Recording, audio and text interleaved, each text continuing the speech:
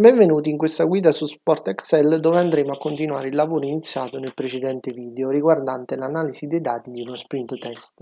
In questo video andremo a creare una tabella di richiamo per i nostri dati che ci permetterà di creare un grafico che sarà unico per ogni atleta. Iniziamo creando una tabella con in alto scritto nome dell'atleta e le ripetizioni effettuate, in questo caso fino alla numero 8. Selezioniamo i nomi degli atleti nella tabella creata nel precedente video e daremo il nome di atleti.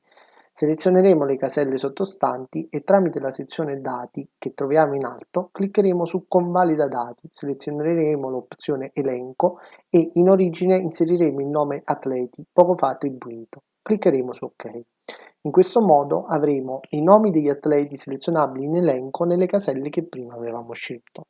Nel video utilizzeremo la funzione cerca verticale che da Microsoft Excel viene definita come la funzione necessaria per trovare elementi in una tabella o in un intervallo di riga e in aggiunta la funzione colonne così da richiamare le colonne di riferimento quando sposteremo i dati.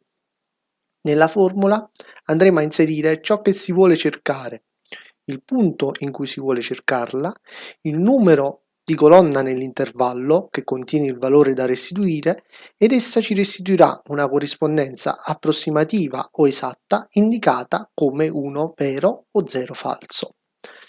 Come vediamo nel video, i risultati riportati automaticamente al variare del nome dell'atleta verranno visualizzati. Infine andremo a selezionare tra i grafici il migliore per i nostri dati dove potremo appunto visualizzare i risultati e il loro andamento atleta per atleta a nostro piacimento.